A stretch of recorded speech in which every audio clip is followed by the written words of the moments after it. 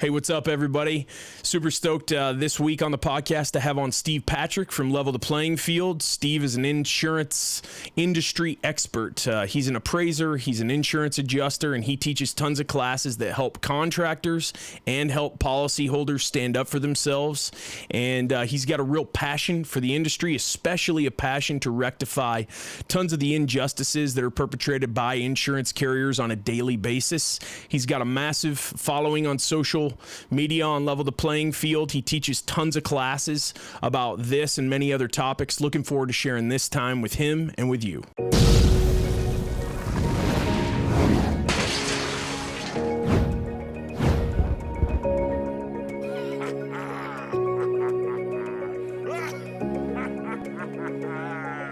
Cool.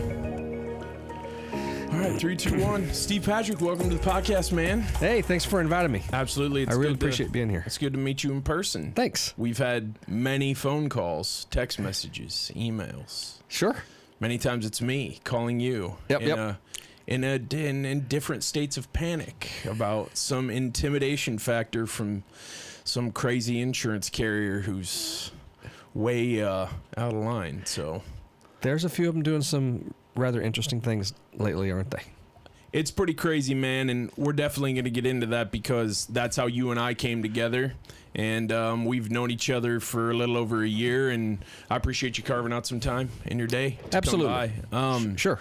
What part of town do you live in here? So I live in Frisco, Okay. which is a suburb just east of Denton, north of the Dallas-Fort Worth Metroplex. All right. Good Almost deal. in the country. Yeah. About a quarter mile further, and you have pastures and bobcats and coyotes. And That's right. So almost in the country. No poodles for you because those coyotes will snap them up. Right? Yep. Are you from here? Where'd you grow up? Austin. Okay. Crazy Austin. Gotcha. Keep Austin weird, you know? Yeah, absolutely. What was your upbringing like? I grew up in the country and very strict parents. We were Baptist, and so I went to Round Rock High School, a very conservative place, the suburbs, not Austin downtown, but the suburbs. And I became a firefighter, and then I became a paramedic. I worked for Austin EMS for a while. I became a police officer. I did that for a while. Then I decided, after public service, after about 6 or 7 years of that, I realized that I wanted to be rich. A 25-year-old, I want to be rich. Yeah. And I realized that I wasn't going to be able to be rich in public service, not legally. You could be a televangelist. Yeah. And so I decided that I'm going to go into sales. Okay. And so when I was 25 years old, I started learning sales. And it's over 30 years ago. And I'm still a student. I mean, I have 50 books that I bought that I haven't read yet. I haven't gotten to them yet because I'm reading all the other books about understanding human nature and understanding sales, the sales process, understanding the art of persuasion, how to leverage influence, these sorts of things. And so I'm an ongoing, constant student. And so I'm going to be opening up an online university to teach what I've learned in the last 30 plus years. Really? In these areas. Yeah. Well, good for you, man. Yeah, that's awesome. The guys who are the best at teaching that stuff aren't teaching it anymore. Zig Ziglar has passed. Tom Hopkins is like in his 80s. Yeah. And Brian Tracy, he's like approaching 80. Yeah. So they're not even teaching anymore. True. And so, and I don't think the ones that are teaching out there teach very well, like these guys did. There's lots of these fake gurus going around telling you how to be a hardcore closer and things like that. That are just a little confusing, some of that. I think that closing is important. You close early and you close often. Sure. But you do it through a relationship. Yeah. People buy from people they like and they trust. Right. And if you're a hard closer, they don't like that and they don't trust that. Right. And then there's buyer's remorse. So you hard close them into something, and the next day they get buyer's remorse, and they do their 3-day right of rescission. And they cancel. 72 hours, man. Game over. If you have someone do that to you, that's because you, and I've had it happen. As a contractor, I've had people cancel their contract. Yeah. Right? It's because I didn't sell them. They didn't like me, or they didn't trust me, or both. Because had I done my job, they wouldn't be canceling now, would they? Right. I mean, if they like me and trust me and I'm competent, why would they cancel? Yeah. Yeah, no doubt. because they don't like me or trust me. Right. One of the two. I didn't do my job. I don't know. It might It's have pretty been, simple stuff. Might be your laugh or Well, something. Like. perhaps. Yeah. Well, then they don't like me. I don't like that guy's laugh. Yeah. Absolutely. So you wanted to be rich, so you started selling. What's the first thing you started selling? Actually, it was a multi-level marketing Yes. company. That's where I learned public speaking. Is Cool. NSA water filters. You filter the water Yeah. instead of nasty water out of the tap. You filter it through that, and actually the filters are decent. They're nothing to write home about, but they were decent. It's certainly better than no filter. And I had 3 pretty nice size offices. I'd built up, a sizable thing.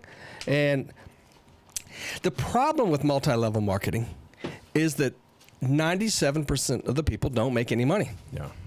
They don't. They can't because of the mathematics of the Right. plan.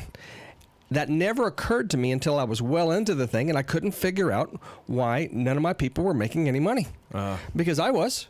Just do what I do.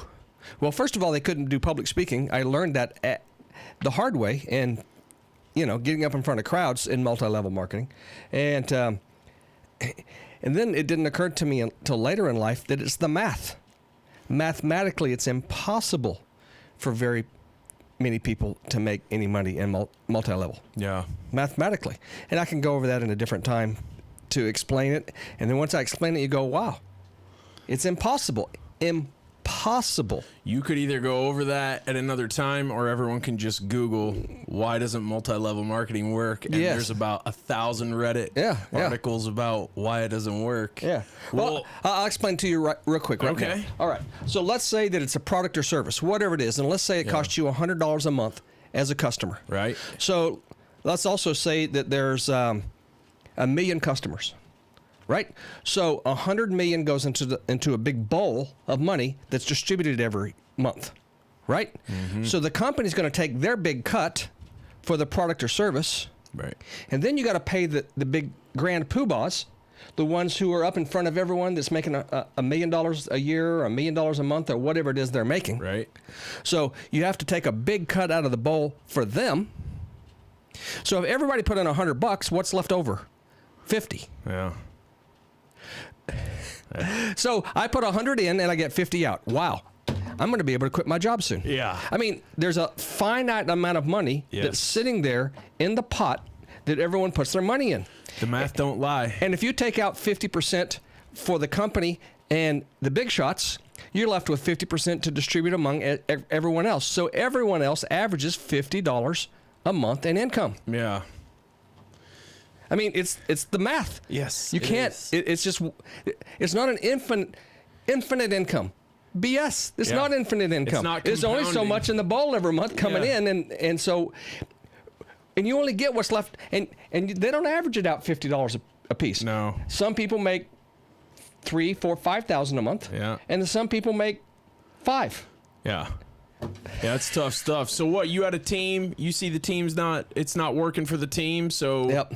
So time to move on. Yeah. So I sold cars for a while. Okay. What are you selling? Chevys? Or? Actually, at a Lincoln dealership. Okay. Yeah. Old people.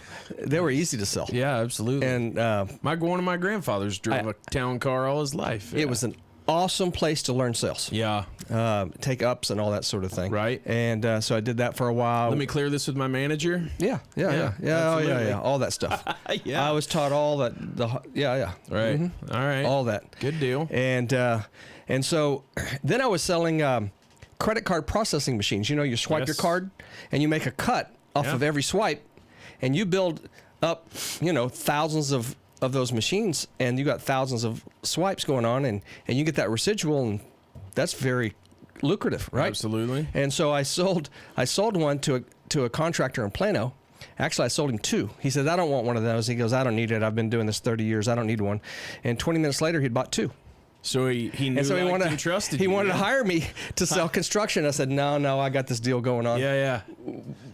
Right. And like 2 weeks later, the bank sold out to another bank. The new bank says everyone starts at 0 on their commissions. Oh, hell. And I said, what's to keep this from happening to me again? So I went to that guy.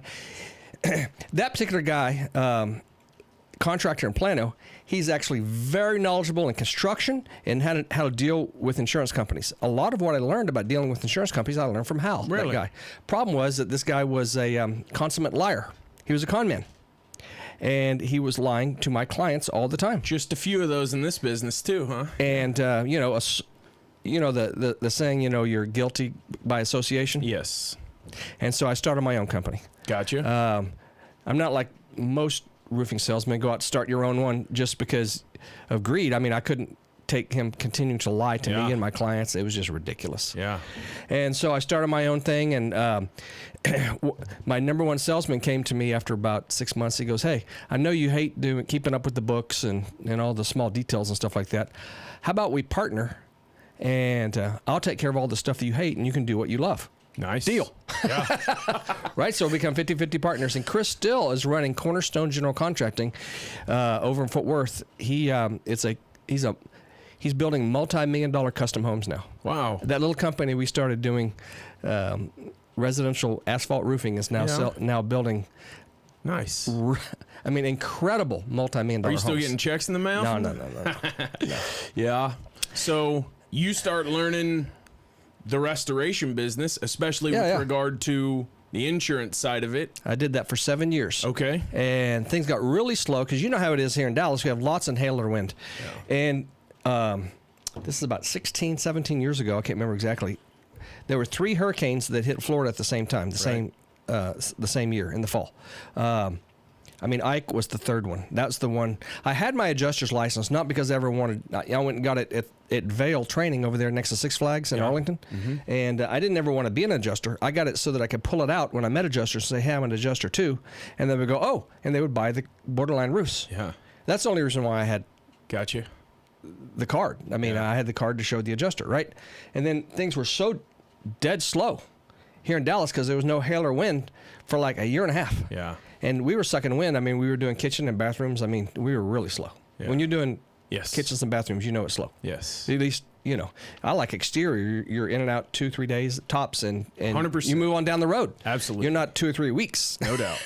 And and then these storms hit, and Chris, my business partner, said, "Hey, since we're not making any money here, why don't we go? We got our adjuster's license. Why don't we go work these storms?" Yeah. Oh, that's right. I never thought about being an adjuster because that isn't why I got my license. Right. So we went and worked that storm, and then we worked Katrina. And during Katrina, just start networking with some of the smaller independent adjusting firms. Yeah, okay. Yeah, the IA firms. Mm-hmm. And so, and what do? They test you out, then they start giving you a better clearance. So you're just logging into that clearinghouse, better clearance. And then I got my flood license. Right. Then blah blah blah, and I started getting all this. And then Hurricane Katrina, I was field training adjusters. And at the end of Katrina, I worked like 9 to 12 months in Katrina. It was crazy. Yeah. I made like 3 years income. Good for you. In 1 year, it was crazy. I've heard this story many times. $50,000 a month. Yeah. It was insane. Lots of guys like you did the same thing. It's pretty amazing. Yeah. And so I said, these adjusters are so poorly trained, I'm going to start my own school. So there was no curriculum. So I wrote my own curriculum over the course of a year. I got with TDI, Texas Department of Insurance. I got certified and licensed and everything to do the licensing class and all of the training classes, and I got all those training classes, and I was doing the school. So you've been an educator for a long time. Yeah, I started that. Good for you. Right after Katrina. Nice. And I was already doing appraisals back then, ones and twos, little small You didn't have amount. to see Chris Kyle on top of the Superdome picking people off, did you, while you were down there? Okay. No. Just making sure. Yeah, I know. Yeah. And so I started the school. So I'm licensing and training adjusters. Right. And that's going really well. And I'm doing appraisals, and I'm doing my business. And then after about 7 years, I got burned out doing the construction business and said, I'm just going to adjust claims. Yeah. So a hurricane, a hailstorm, straight line winds comes along, whatever the case may be. Yeah. And I'm out there running the claims. Yeah. And then I just got so busy with the school And with the appraisal business, I stopped doing adjusting because you can't do three things well. It's Loop back to me much. for 1 second. So you're an adjuster. You start your school. How did you? And I'm doing end appraisals. How'd you end up in that doing that appraisal? Because appraisal, well, until recently, until the advent of social media, has been all about networking. Hey, call this guy. He knows what he's doing. He communicates well. How did you get squirred off and start doing that appraisal thing? So my business partner, Tony Rugas, who's been doing this for 48 years, I met him 21 years ago on an appraisal where he was the umpire. And he goes, "You're good at this. You ought to do this a lot." And was that like one of your first appraisals? It was. And we become really good friends. Yeah. And we helped each other out for well over a decade before we started Level the Playing Field. Is that right? And so he encouraged me, and he taught me things in the appraisal business. He taught me the adjusting business. In Hurricane Ike in Houston, I became a large loss general adjuster handling large, complex commercial claims. And I was very anxious that I didn't know what I was doing. Yeah. Right? He goes, no, you're going to do fine. And he took me step by step and walked me through the process. And by the end of the storm, Hurricane Ike, now I can handle complex, large commercial losses. Yeah. Because I did that during the entire storm.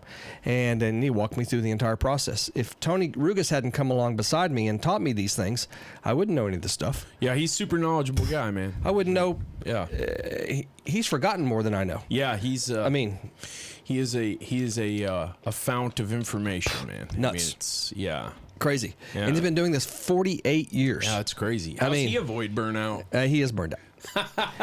he's What's up, Tony? He is big time burned out adjusting, and he's getting burned out doing appraisals because he's been doing them 30 years. And he was a contractor, between storms for decades. I mean, just crazy experience. So when you start going to adjust, and then you say, hey, I'm gonna appraise too, because obviously the skill sets there are parallel. Did you ever give second thought to going back and being a contractor again, or no. was it? Why is that? The season was over for doing that. Yeah, I did that for a season, and it was interesting. When the season was over for that, I stopped getting any referrals. We got so many referrals, it was crazy. I knew that the Lord was. I wasn't like, oh, look at me, I'm a great contractor. Yeah. I knew that I was being blessed. I had so many referrals, it was nuts. Gotcha. Right? It went from lots and lots and lots of referrals to none. I mean, like you take a meat cleaver, chop, none. Wow. Dead. Time to move on. Well, I felt like it was time to move on anyway, and when that happened, it confirmed what I already suspected, that the time was to move on. And so then I stopped adjusting. Let's see, I think I worked the last hurricane I worked was Hurricane Sandy. I did work about a month in Hurricane Michael. Right. But just a month, not 3 or 4 months or something like that. Gotcha. So the last storm that I worked months and months on was Hurricane Sandy. And so I really don't adjust anymore. I just don't have time. Yeah.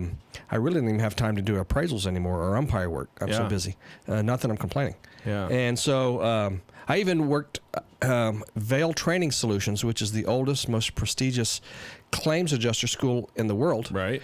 They called me up and asked me to come and be an instructor teaching claims adjusters at their school, which I did for a while. Okay. And it's like if you're an engineer, MIT calling you up and asking you to teach. Right. I mean, you're like, wow. I mean, what a privilege. Yeah. It's the same kind of thing. So I did that for a while, and then I read a book.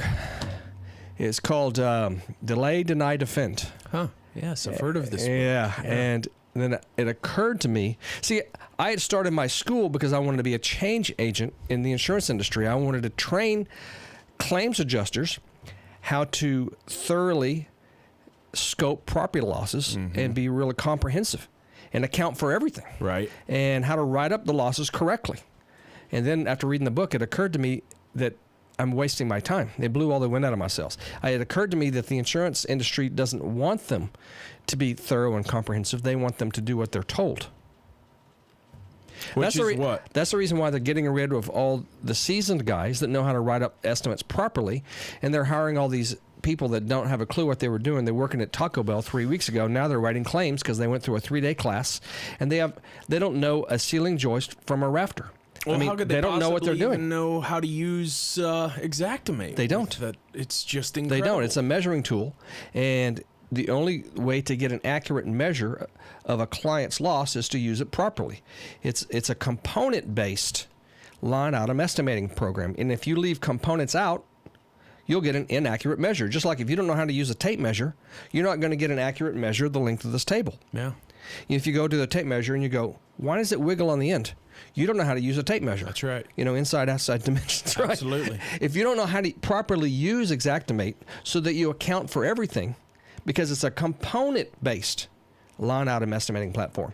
And if you don't add in all the components, then it doesn't give an accurate measure of the insurer's loss. 99% of the people, including all the contractors out there, don't know how to use it properly. Yeah. They don't. I agree with you.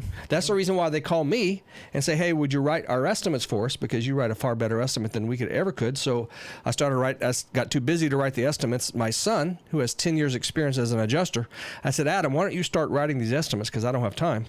And so he started writing the estimates, and he got so many that we started a company, Estimates Made Easy. Yeah. And so we write estimates for contractors, public adjusters, attorneys, whatever. And we're exceedingly thorough and comprehensive on our estimates. Yeah. So much so that when adjusters see them, they're so different than the adjusters that contractors are writing out there. They look at it and they go, this estimate's crazy. I've never seen anything like that. Right.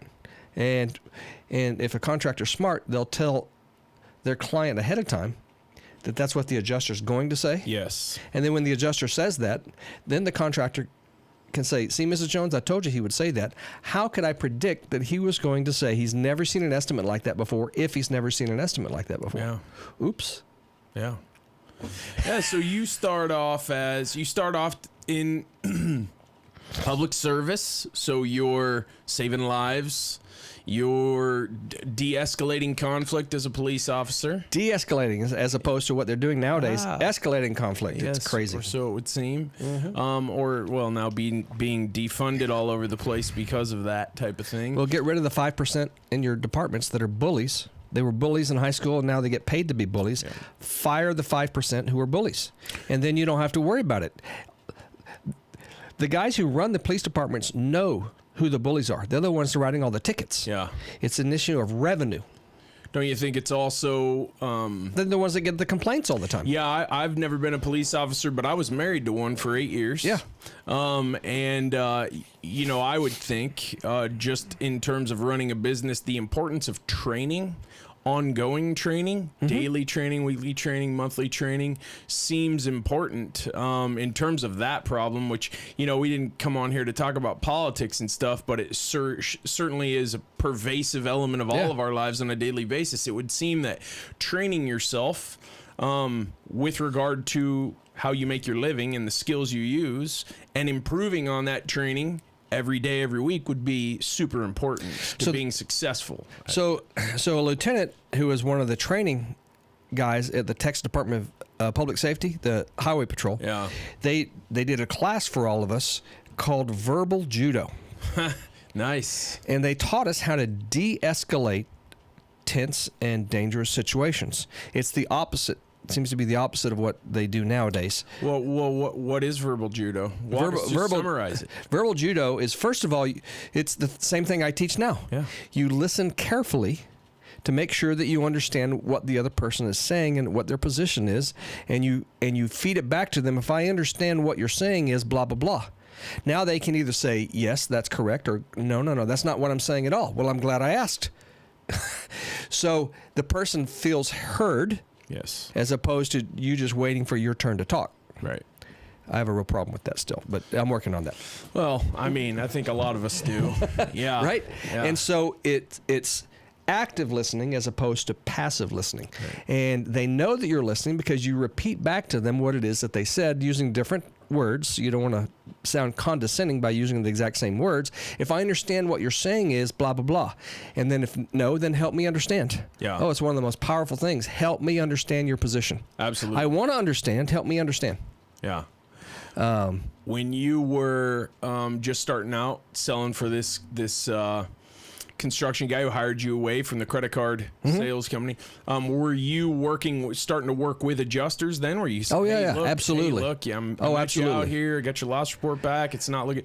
Explain how what you just explained, the verbal judo, helped you there. Yeah, 22 years ago is when I started doing that. Okay. Yeah, so you're doing what we do. Now what I do, hey. That's right. That's exactly what I was doing. I'm confused. And so I would ask questions. Yeah. I would ask questions. Like my favorite all-time questions, let's say that they say this or they say that, whatever statement that they make.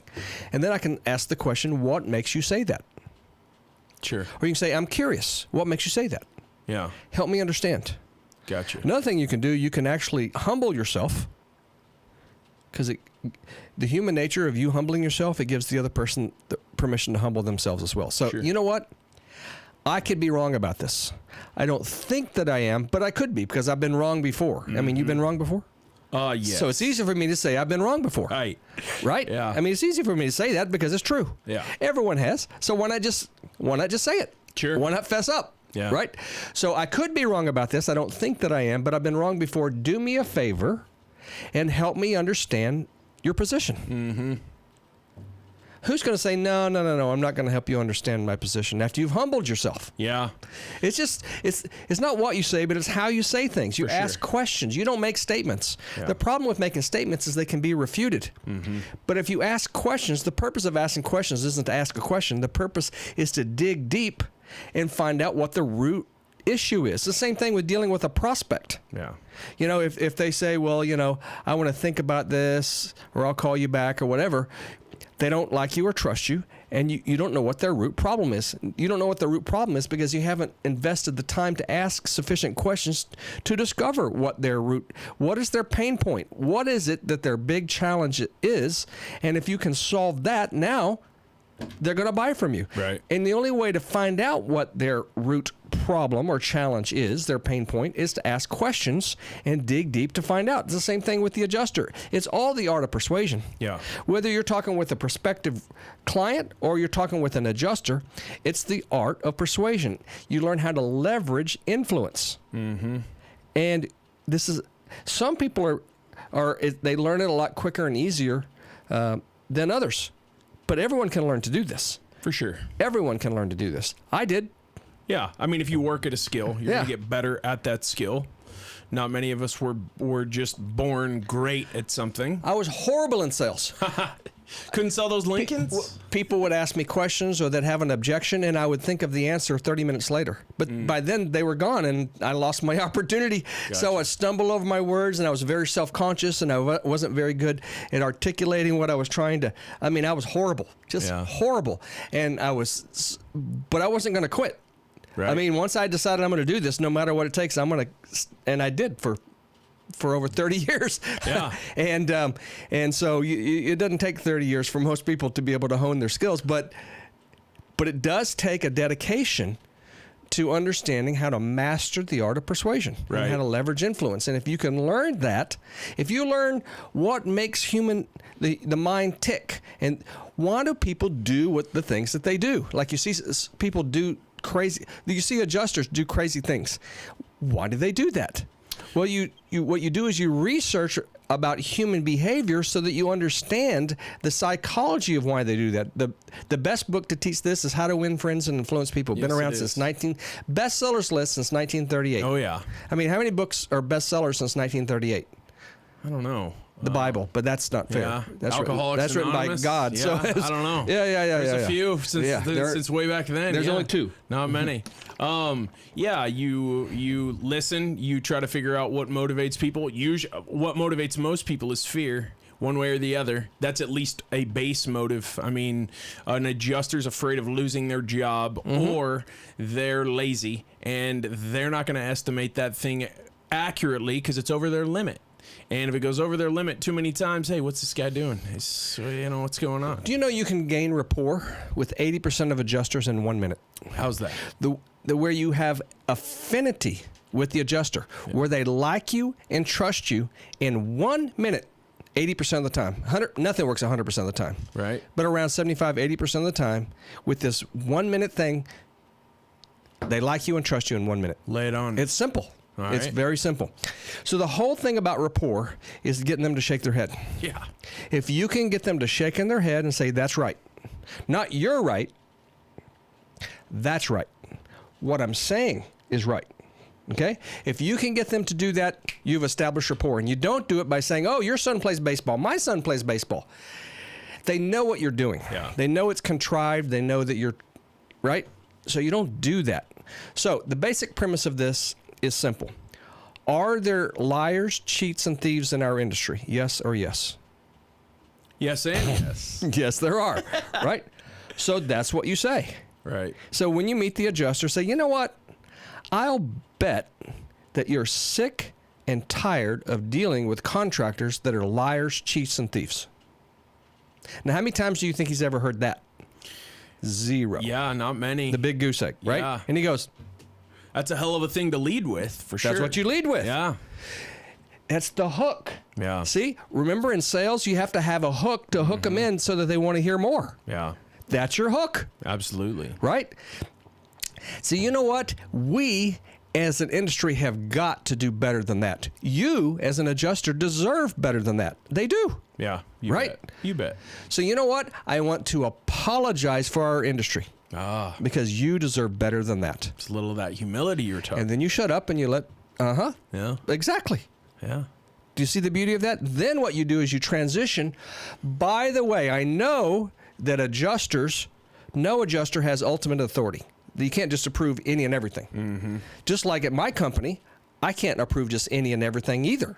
I mean, there's limits, right? Yeah. So if I happen to ask for something that's beyond your authority, I apologize in advance because I don't always know wherever adjuster's authority boundaries are, Yeah. or whatever you want to call it, right? So if I ask for something that's outside of your realm of your authority, just let me know and I'll circle that thing and we'll go to the next thing on the list. Now he's telling you exactly what you do to take above his head to the staff adjuster or the senior claims adjuster or the claims manager, whatever, to get those things approved. Sure. Because he has to go, well, let's just go to the next thing. And you circle that line out and you go to the next thing. Yeah. So it makes it, so that's the transition, right? You have to have a hook. I had the exact same thing when I was dealing with consumers. So Right. my hook was, I'm probably the most expensive contractor in Dallas-Fort Worth. And you would be crazy not to use me. Yeah. Would you like to know why? There you go. I never had anyone say no. Yeah. The curiosity is they want to hear more. Sure. Well, if you're the most expensive in town, why would I be crazy not to use you? And then I would explain it to them, and they would go, I'd be crazy not to use you. Yeah. And so guess what? Once they like me and trust me and they'd be crazy not to use me, they're not going anywhere else. Game over. Yeah. It's the hook. So you have to have a hook, and and it has to grab their attention within a couple seconds because everyone's distracted. I mean, they're being bombarded with marketing. I mean, I go somewhere and I was looking at boots a week ago, and all of a sudden it pops up. Yeah. Boots. I mean, you're being bombarded. It's crazy. And there are BS meters going off Yep. left and right. And so you've got to have a hook that shakes them so that they're not distracted. Yep. Let me tell you a question you can ask a person who's distracted. Fire away. There's a question you can ask that will immediately, 100% of the time or close to it, have them stop what they're doing, and they'll give you 100% of their attention. Well, I'm stopped what I'm doing because I'm interested. Okay, All here's right. the question. Yeah. May I ask you a question? There you go. Yes, That's you the may. question. There you go. It's so simple. Yeah. May I ask you a Love question? it. Yep. And a person goes, well, I don't want to seem like a fool, like I'm not listening. Right. So they stop what they're doing so that they can hear the question. Yeah. Yeah, it's a good one. Isn't that simple? Absolutely. The best things that we do are simple just like that. Yeah. All right? For example, as a contractor, I'm talking with a prospect, and I want to find out what their hot buttons are.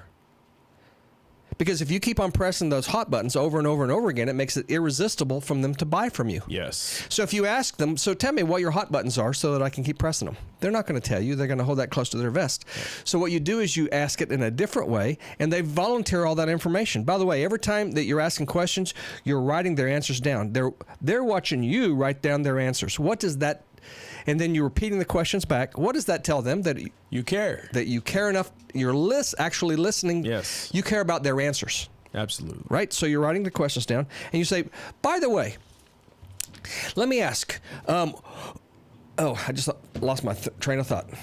When you get old, You're good. it does that. You lose your train of thought. Well, when they... Oh, here it is. Yeah. What's important to you when selecting a contractor? Okay. I like it. And they'll tell you, well, I want you to be on time. I want it competent. I want a fair price. Usually fair price is like 6 or 7 down the list. Yeah. You'll You're find this right. to be the case when they start listing things. Someone I can trust, right? Price doesn't come up until like 6 or 7 things down. Now they just told you what all their hot buttons are. Yes. Start pressing them. Yeah. Well, if you're like me, Mrs. Jones, I'll bet that you prefer for a contractor that cleans up after themselves at the end of the day and Right. doesn't leave your house looking like a construction site. Sure. Communicates about your schedule, keeps All in those- touch, not hard to find. Boom. Easy to reach. Yep. Yeah, absolutely. And don't lie to your clients. No. They're going to catch you. Absolutely. I used to be bad about that. Yeah. I did. When I was a contractor, Gotcha. I would See, I thought I had to overpromise. Yeah. And then inevitably I underdelivered because I overpromised, and I thought I had to do that to get the job, and I was in trouble all the time. Yeah, in construction, you cannot make chicken salad out of chicken shit. You can't do more with less. You know when I learned to stop lying? When's that? I was terrible. I used to lie all the time, right? Yeah. And so I was dealing with this lady. Her husband's a famous Dallas cowboy. Gotcha. Here in Dallas. And I was doing a remodel. She was wanted me to do a kitchen remodel because she wanted to sell the house. Sure. Right? And I was supposed to meet her at 10 o'clock, and I forgot. She calls me at 10 after, and she goes, "Where are you?" All of a sudden it occurred to me, oh, crap, I'm supposed to meet her at 10 a.m. I forgot. So I'd gotten so adept at lying. Yeah. My mind was, zzz, and I could come up with something, right? That day I didn't do that. I said, you know what? I'm going to tell you the truth. The honest to God truth is I forgot and I have no excuse. Refreshing. All right? Yeah. There was this pause, and she goes, that's the only acceptable answer. Now get your ass over here and let's get this. Wow. So guess what I just established with her? That I won't lie to her. Yeah. Now, she doesn't trust me I'm going to be there on time. Right. But she, right? Yeah. But she trusts that I'm not. Sailed. But yeah. she trusts that I'm not going to lie to her. Right. Right. Boom. I established trust. You know what? How? By telling on myself. Yeah. That's how you do it. Yeah. Absolutely. By the way, guys, if you want to establish trust with your prospects, tell on yourself. Find some little something that you did.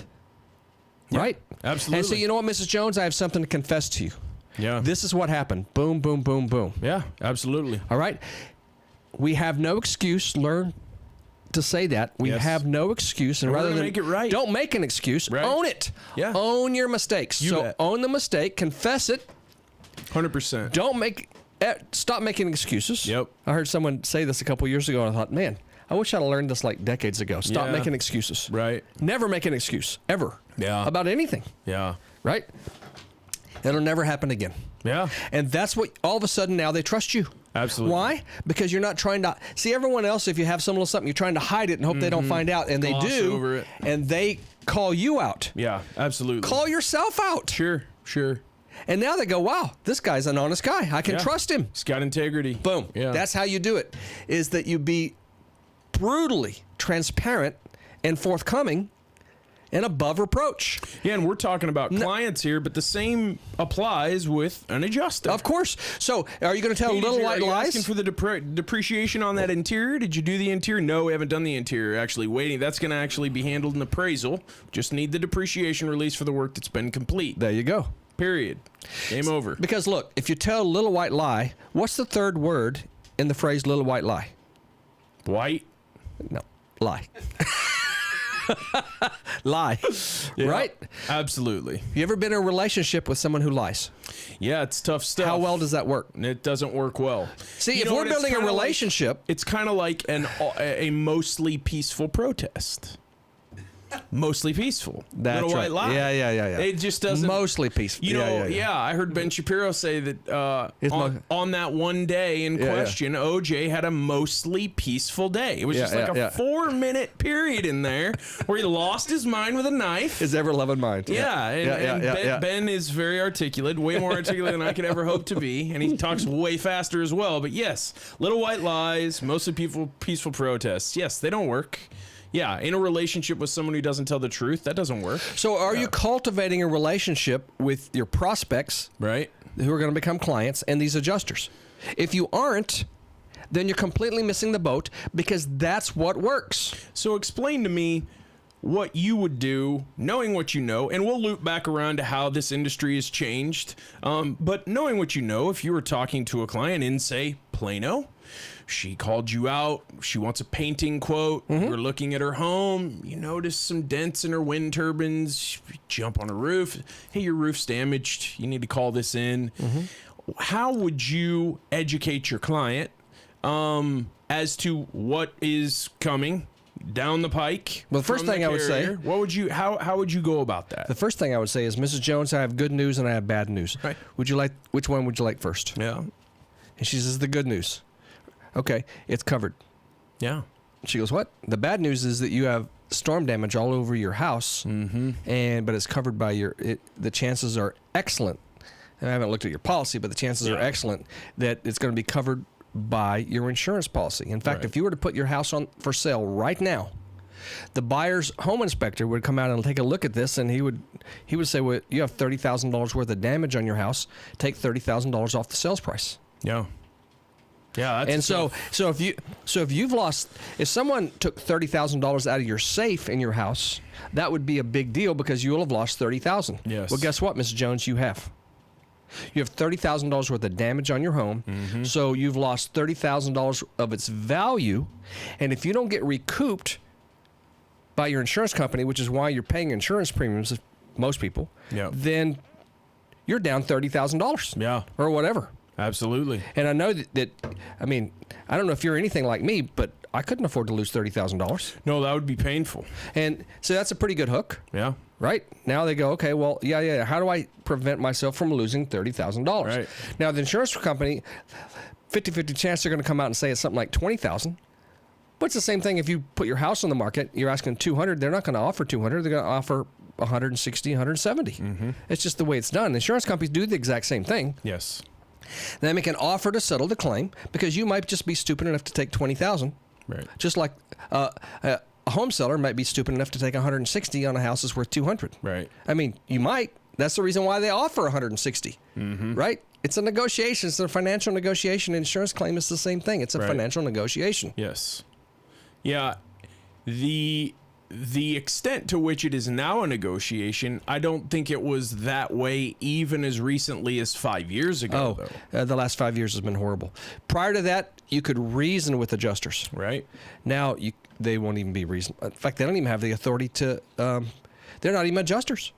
They send out people that aren't adjusters to conduct an investigation. The Texas Department of Insurance, the Texas Insurance Code, and every state's insurance code says that adjusters have to conduct an investigation. And they're having guys who aren't adjusters investigate the losses. Well, isn't that a violation? It's a violation of the Texas Insurance Code of what it says, right? So why does it continue to happen? Because the homeowner would have to sue the insurance company. Right. And homeowners, they don't want the hassle. Man, if I can just get some of my money and I can go on down the road, and it's the homeowner's fault. Yeah. That's whose fault it is. The insurance company is going to try and cheat, right? At least to some measure. Just like contractors are going to try and cheat to some measure. Sure. And lawyers and doctors and cab drivers and meat packing plants, or everyone. Yeah. Right? It's the human condition. If there's money involved, it's a human condition, right? Yep. And so I'm not surprised that the insurance companies are doing it. I'm just surprised at the degree. It's very blatant. How bad it's gotten. It's very, very blatant. And it's just out in the open. Anyone can see it. They've done an exceptional job of convincing the public that they're going to get a fair shake from their insurance company. Well, they say one thing during a Super Bowl commercial, and then they do something very, very different in black and white on a piece of paper on a loss report when they tell little Mrs. Jones, who just lost her husband 2 years ago and has no idea who to trust, even you, trustworthy contractor who just told on yourself, she's still not really sure because she's known this carrier over here. That's the reason why. For 20 years. The onboarding process setting expectations with your client is so important. Absolutely. I call it the pre-adjustment conference. The best time to do it is about 2 hours before the adjuster shows up, so everything is fresh in her mind. And I give her a copy of our state's Unfair Claims Settlement Practices Act, so she can see the things that adjusters are prohibited from doing, and she could read it in black and white, so that if they do one of the things that's prohibited by law, she can call them out on it. She go, wait a second. The law says you can't do that. The unfair, say it again? Unfair Claims Settlement Practices Act. Gotcha. So I have a bunch of them printed out, and I would hand one to my client during the pre-adjustment conference and have her read it. Then I would take my estimate and say, you see the line items in bold, Mrs. Jones? The line items in my estimate that are in bold are the line items that insurance companies are notorious for omitting. I contend that those line items are legitimate and they're reasonable. If I'm wrong, I should take them off. Yeah. Would you agree that if they're correct, the insurance company should put them on? Well, yes. Would that be fair? Yes. Okay. So either these bolded line items, which are the ones that they're notorious for leaving off, are legitimate or they're not. Either they're reasonable or they're not. If they are, then we need to make sure that they're put on there, because you didn't bargain for substandard construction, did you, Mrs. Jones, when you bought your policy? No? Yeah, no, definitely not. I pay my premiums every year, Steve. So you ask questions. Say, so if you happen to get one of those adjusters trying to pawn off substandard construction on you, what are you going to do about that? Are you going to accept that? I don't know. See how we're setting expectations with the client? Absolutely. So do you want substandard construction done on your house? No. Here's the deal, Mrs. Jones. There's two kinds of contractors. 90% do substandard work. They couldn't give a rip about you. They care about the money. 5 to 10% do exceptional work. They're the professionals. Okay? If you had told me that you would accept substandard construction, I would have to walk, because here's my close. We don't do that to people. Nice. We don't do that to people. But 90% out there do. Yeah. All right? Now, here's the secret, Mrs. Jones. And you lead forward and you whisper. So let me tell you the secret.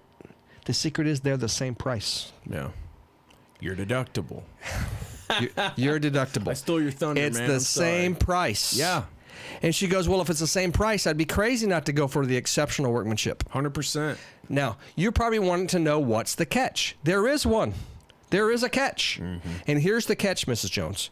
The insurance company's not going to just lay down and pay the price for exceptional, because 90% of your neighbors, friends, and coworkers are accepting substandard. 90% are accepting piecemeal roofs, mediocre workmanship, substandard construction. 90% are accepting that. Terrible labor warranties. And they want you to accept that. Right. So what you are going to have to do is you're going to have to invest about an hour into making them pay for what you paid for in your premium, which is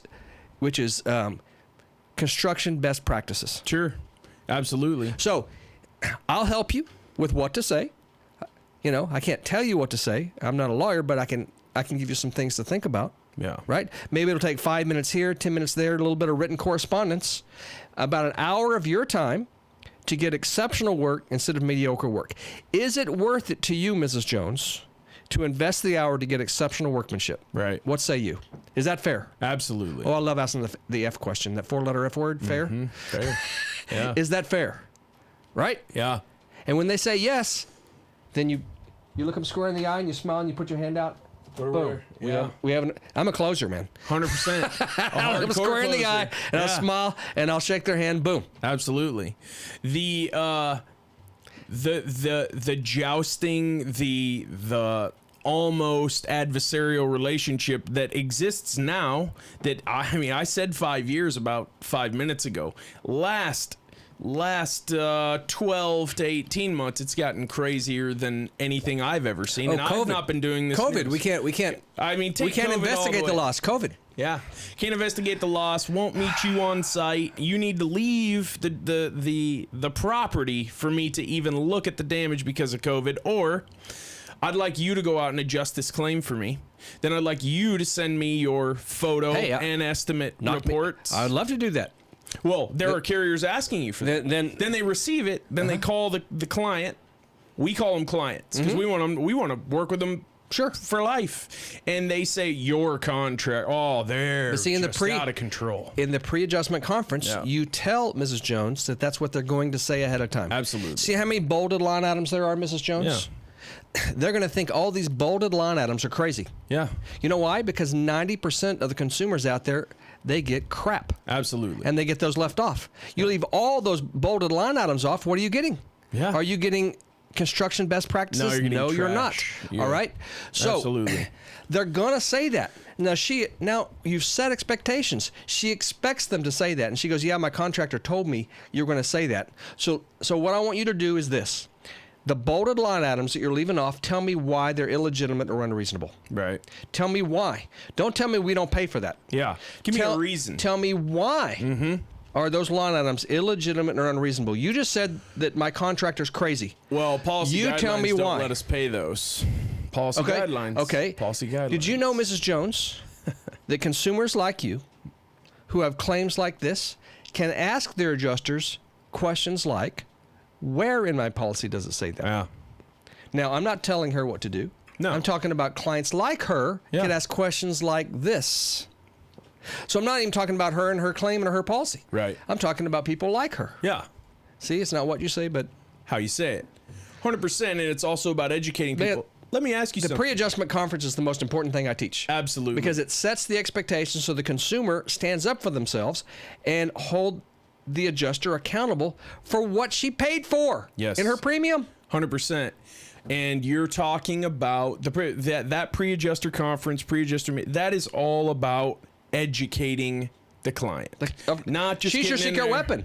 Your client is your secret weapon. Yeah. She's not taking up for you. She's taking up for herself. For herself. Absolutely. And she's making them do what they promised in the policy when she bought her policy. Absolutely. I know a good health insurance guy. He provides, I think I'm going to have him on in a couple of weeks. He provides health insurance to self-employed people because that's obviously a concern. You're self-employed, you don't have benefits. His tagline, I've known him for like 20 years, is you don't know what you don't know about your insurance policy. I've heard other people say it as well. I think I first heard it from him. Shout out Greg Hammonds, East Texas. And that, our clients don't know. Have you read your auto policy? My auto policy, yes, I have. Absolutely. Wow, I'm impressed. Well, because 99% of the people in our industry have never read their auto policy. Oh, they don't even know what type of rental they qualify for in case they're in some sort of collision. So, let alone what their deductibles are. It's all about what that monthly What about your was. homeowner's policy? What about your commercial building policy? People don't read them, and they don't know what they... In what other industry do you buy something you don't know what it is you're buying? Well, you think you know, but you don't. And the problem, and I don't mean to throw any under the bus, because I'm actually going to have an insurance agent on too, talk about educating clients. But agents are very, very often sweeping under the rugs the deficiencies in either the policy they don't know or the carrier. I think you might be right there. They don't know. I think there's a level of they're just salesmen now. Yeah. They're not agents anymore. They're salesmen, and they don't know what the policy says because they aren't taught those things anymore. That's a shame. Because the carriers don't want them to know. True. Just like they don't want the adjusters to know. They want them to be ignorant, so that way they'll do what they're told. I guess it's confusing to me how you would sell a policy and not know the ins and outs of that policy. If I was going to sell a truck, because I would know what it was going to haul and what it was going to carry in tow and how it would perform. But if you're going to sell a policy and you don't even know what could go wrong, how could you possibly think you're going to have any shot at longevity? Call up your agent and ask them, where are there any exclusions in my policy? Right. You might get a no to that answer, or I don't know. Yes. There are. Where would I find those? Right. Ask them. Where would I find that? Let me look. I'll get back with you. So let me ask you this, Mrs. Agent. What are my obligations under the policy? Where that can be found? Where can that be found so I'll make sure that I abide by the terms and conditions of the policy? Yeah. Where can those be found? I don't know. Yeah. Right? That's very troubling. That is probably the answer you would get from 8 out of 10 agents. Let me ask you this, Miss Agent or Mr. Agent. Let me ask you this. Right? Is there anywhere in the policy where it states how much you owe me for my claims? Yes, the loss settlement provision. Do they even know there is one? Yeah. Do they know what it says? There's a couple paragraphs buried deep in the bowels of the policy that says this is how we settle covered losses. Right. And it tells you exactly what they're going to pay. Yes. And it doesn't mention the word exactimate. Yeah. No. Right? No, it certainly does not. It says exactly how much they owe. Right. And 99 out of 100 contractors don't know this either. Yeah. Unless you've seen it on my forum, the Facebook group, Level the Playing Field, see me teach on this thing. 99% of the contractors running around out there don't even know that that's in their client's policy. Right. Or their own homeowner's policy, or their auto policy. They don't know that the appraisal clause is in these property policies. Yeah. They don't even know what it is. Absolutely. And let's touch on something that we touched on maybe 15 minutes ago, fear. So most clients, until they're educated, are operating under a mantle or a cloak of extreme fear of their carrier. Ignorance. And well, yes, and it is ignorance, but that ignorance is stemmed from They are if I afraid. ask the wrong question, I'll get dropped. If I make a claim and they don't pay or they don't like me, I'll get dropped. I've been with them for 20 years, blah, blah, blah. My dad was with him, my grandpa was with him, and obviously it's hard to tell someone that these days big business doesn't care about you. You are just a number. So, That's Mrs. all Jones, you do are. you want to pay for nothing? Right. Asking them that question. Mrs. Jones, do you want to pay Are you for having nothing? fun throwing your premiums away on a yearly basis? So it's the same thing as if you had $30,000 in a safe in your home and now it's gone. Yeah, exactly. It's gone. Yeah. Okay? Are you just going to say, that housekeeper, I've been with her for 30 years and I'm not going to try and make the housekeeper pay me the money back because, I like her. What if she up and quits? Then who's going to clean my house? Yeah. Are you out of your ever-loving mind? Absolutely. You're out $30,000 and you're concerned that they might up and quit? 100%. Would you do that with a housekeeper? When did you start Level the Playing Field? So... Did you say 11 years ago? Yeah, no, Tony and I started, I started writing the book. Actually, what I did... My book, Level the Playing Field, I just wrote a couple things to hand contractors to help them with, consumers come up with the biggest harebrained nonsense. Yes. Like how can I profit from a claim? Will you eat my deductible? Maybe I should put my claim out for bid to see who can save the insurance company the most money. I mean, just the craziest harebrained things. Right. So I wrote these things that they can laminate it and they could have the consumer read that and they go, oh wow, that was really stupid. Never mind, I don't want to do that anymore. Yeah. And so then it just more and more and more. Now it's a big book that I give away, Level the Playing Field, to all the contractors, PAs, and how many members are in your Facebook group now? It's almost 11,000. Yeah, and across the U.S. Contractors. There are some public adjusters and some plaintiff attorneys in there. Yeah. A few engineers, Yeah, some IAs too. Oh yeah. Absolutely. I wouldn't call you a claim crusader necessarily, but you certainly have a passion for educating people because in this state we don't have to be licensed. So really you could walk straight out of federal prison, state prison, and start a roofing company.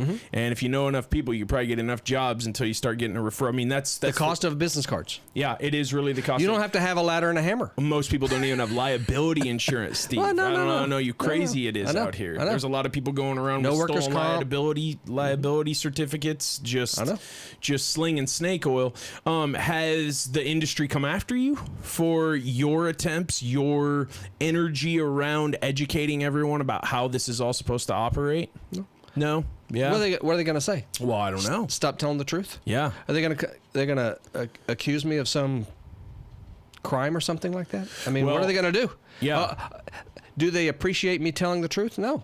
They like things to be in the dark and there's a bunch of good people. I agree with you. They work in the insurance industry, and then there's a number of really good companies, and there's a number of just really horrible ones. And the more they advertise, I've concluded the more they advertise, the worse they are. You are 100% correct. Read the book, Delay, Deny, Defend. Yes. Read that, and it'll just knock all the wind out of your...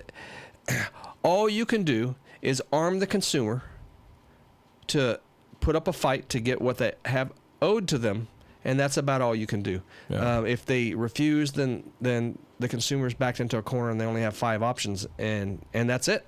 Absolutely. When you are when as a contractor, I'm always coming across, hey, there's an ocean between us. We've got a dispute here. I got to settle this dispute. The client and the contractor are a team. The carrier's over here. We don't agree. What's our next step there? What's our next option? We're at an impasse. We can't get it figured out. Where do we go? It's simple. The homeowner or the commercial property owner says the line items that remain in dispute between us are bolded. Either these line items are legitimate and reasonable, or they are not. If they aren't, then my contractor needs to remove them from the estimate. But if they are, you should put them on. Isn't that fair? It is. Okay. Then help me understand how you drew the conclusion that these bolded line items are illegitimate. Right. Or that you've determined them to be unreasonable. Because I'm all ears. Yes. Now, at that point... Now, the burden of proof is on them. Yes. To be able to establish that those line items are either illegitimate or unreasonable. Absolutely. I mean, either they're legit and reasonable or they're not. If they aren't, then they should be removed. Well, often there's and if they are, then they should be included. Simple as that. For sure. Often there's not a logical answer to that question. No matter how it's said. Then I guess we agree. Yeah. If you don't have a good reason to omit it, then I guess we agree. Right. And so at that point, the policy provides for appraisal, which is the way to settle the dispute. Can you kind of walk us through, in layman's terms, because we're getting a little technical here, but I mean, we're talking about all valid stuff. What is appraisal? What does it mean? How does it work? It's just simply dispute resolution. Yeah, it's mediation. All right. So if you take, so what you do is you go up the ladder of authority in an insurance claims office trying to find someone that can be reasoned with. And either someone can be reasoned with or they can't. Right. And if you go up the chain of authority and no one can be reasoned with, they've backed the consumer into a corner and they have 5 options. Option number 1 is that they could take it on the chin and they can pay you the difference out of pocket. If it's a $10,000 difference, they write a check for $10,000 instead of the deductible. Over and above the deductible. Mm-hmm. Yeah. Option number 2, they can take it on the chin also, and they can hire one of the mediocre companies that does substandard construction for the carrier scope. See, the issue isn't price, the issue is scope. Right. All right? Option number 3, they can hire a public adjuster. That's an adjuster who's licensed with the state that works for consumers, as opposed to, like myself, I'm an adjuster that works for insurance companies. Mm-hmm. Okay. Option number 4 is they can lawyer up. They can hire a lawyer, but most consumers are afraid to hire a lawyer because like you mentioned earlier, they're afraid of their insurance company. Right. That is an option available to them. And option number 5 is that there's a little paragraph tucked away in the bowels of the policy called the appraisal provision. And all the word appraisal means is that you're fixing a value to something. Yeah. I mean, you could appraise a diamond ring. Yes. All right. In this case, we're appraising the value of Mrs. Jones's loss. The carrier is saying 20. You, the contractor, are saying 30. Who's right? So both parties, Mrs. Jones hires her appraiser. The insurance company hires their appraisers. The 2 appraisers hire an umpire. He's like the tiebreaker. And then they go out and do a loss inspection. Yeah. To determine the loss. Right.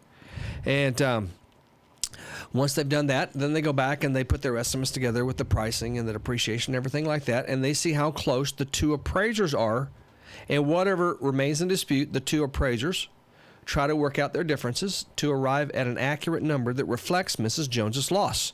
So how much is she going to be out of pocket because of this? That's what their appraisal should come to. Yes. It's as simple as that. How much is Miss Jones going to be out of pocket because of this? Mm-hmm. Okay. Now she has to redeck the house because the decking is delaminated. All right.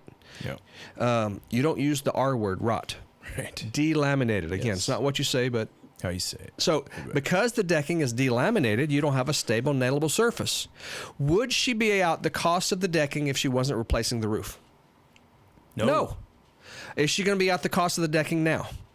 Yes, because you can't install brand new shingles on delaminated decking because the nails won't hold. Right. So she's going to be out of pocket for the decking. So guess what's a part of her loss now? The decking. Yep. So it's easy to get that to be included in appraisal because we're not here to try to pull any shots. Is Mrs. Jones going to be out of pocket for this because of this event? Yes or no? Quick question. Appraisers Do you have a bank that are over here that only always work for policyholders, and then an opposite bank that only always work for carriers? No. That's not really how it works. How does it work? How does appraisal work? You have appraisers, they work for both sides? Each party hires their own appraiser. But just in general, I've done appraisals for insurance companies. Okay. But they don't hire me anymore. Yeah. My very last appraisal I did for an insurance company, it was a house fire. And I'd included for the smoke damage in the house. And when I'd finished up the appraisal, the claim supervisor called me up and go, "Why did you include smoke damage in your appraisal of this loss?" Because it exists. Right. It was the last time they ever gave me an appraisal. Well, Yeah. then fine, because I'm not going to be told what to do anyway. Do you think that it's a fair statement that if a policyholder sends in a signed appraisal demand and their carrier denies appraisal, tells them, no, we're not going to appraisal, do you think that it's a fair statement that the carrier is not interested in a fair resolution? They're in breach of contract. They are in breach. It goes beyond not interest. What do you think their intent is, though? To keep the money. Right. Plain and simple. Well, it's a money game. Sure. Because if they're right, they should be eager to have it appraised to show that they're right. Exactly. And if they're wrong, then they should be paying. It's either way. Right. So either you're right or you're wrong. Yes. Small children know right and wrong. You know how I know? It's because when they do something wrong, they hide it. Yeah. So what is the carrier doing? They're hiding it. Mm-hmm. Instead of saying, yeah, okay, let's have an appraisal and let's see who's right. We believe we're right, so we believe we're going to win the appraisal. Right. So they should be eager to do the appraisal. Almost offering. Well, demand appraisal themselves. Yes, exactly. They can demand appraisal. Oh, we have a dispute here. We think we're appraisal. Right. We think you're wrong. Not only do we think you're wrong, we told your client, who is also our client, that you're a thief. We told them that you are a money-grubbing general contractor. You're only in it for the money. You're not being reasonable. So if that's true, and if you actually believe that, then you would think that they would the carrier's going to win an appraisal, aren't they? 100%. So they should be demanding appraisal. Almost jumping for joy when they receive the signed appraisal demand because they can't wait to be proven right. Now let's be fair to the insurance company side. If the Mrs. Jones hasn't given them an adequate opportunity to settle the claim, she's pulling the trigger too quick. You have to give them an adequate opportunity to settle the claim. Mm-hmm. That's not fair either. Right. So what's good for the goose is good for the gander. So let's be fair to the carrier. Sure. And give them an adequate opportunity to be able to investigate the loss and pay what a fair settlement for how much Miss Jones is out of pocket for this event. Absolutely. And then if they refuse to do that and sufficient time has passed, then there's no excuse for them to refuse to go to appraisal. Mm-hmm. Yeah, I mean, the inconsistencies, they abound. They're everywhere. It's unfortunate. They may say the loss isn't covered. Right. Now in Texas, we have State Farm versus Johnson, State Farm v. Johnson, where the Texas Supreme Court said the carrier could be wrong about that. They could be wrong about the liability. Maybe they do owe for it. Maybe their coverage assessment is in error, and it is covered. So in that event, even if the claim is denied, according to the Texas Supreme Court, the insured can still go to appraisal without having the carrier having extended coverage. Sure. First. Yeah. That's only the Texas Supreme Court. Right. Only. Yeah. So if a policyholder, a homeowner, a business owner has a problem, feels like they're not being dealt with fairly, they feel like, hey, my carrier is breaching the contract because policy is a contract. You bet. What's a recourse? What could they possibly do? Those 5 options. And if they refuse to go to appraisal, then the thing that we've seen most successful is we've seen that the insured, what they do is they go to court and have and they file a motion with the court clerk asking the judge to appoint an umpire. Yeah. And so she's hired an appraiser. Once any 2 out of the 3, the 2 appraisers and the umpire agree, that sets the loss and the carrier has to pay it unless they're claiming not covered. Okay. Either partial denial or full denial. Okay. So if Mrs. Jones has an appraiser and the court hires an umpire, that's 2. Interesting. And then if that other seat is just left empty, where The insurance company could have an appraiser there, but they elect not to fill the seat. Then the two of them. But let me tell you what happens in reality. I've been doing this 22 years, and every time that a homeowner, commercial property owner has done this, guess who shows up at the court on the court date? Carrier. The lawyer for the carrier. Yeah. And when the judge asks them, I noticed that you have to appoint an appraiser. Have you done so? He goes, oh, yeah, it's Tim Smith. Yeah. Boom. Well, what, did that letter get lost in the mail? So guess what? Oh. Now there are two appraisers. The judge names the umpire, and we're able to proceed Now forward. we're off to the races. Every single time in 22 years that I've had a consumer file a motion with the judge to ask them to appoint an umpire, every single time a lawyer for the carrier shows up, and they will have named an appraiser. Interesting. Without exception, every single time that's happened. Wow. Yeah. That's amazing insight. And Tom obviously. Hammond here in Texas, the man to hire is Tom Hammond. Yeah. That's all he does is appraisal law. That's it. He doesn't do divorces. He doesn't sue insurance companies for other things. He doesn't fix traffic tickets. Right. He doesn't do last will and testimony. Yeah. He does appraisal law, and that's it. So he's your man, Tom Hammond. Right on the money. You mentioned him, so. I did, yeah. I've talked to Tom several times. Tom Hamrick. Hammrick. Yes, he's Tom the man. Hamrick. He is. Every time you call, he will answer too. I know lots of plaintiff attorneys, but he's the only one that his expertise is in appraisal.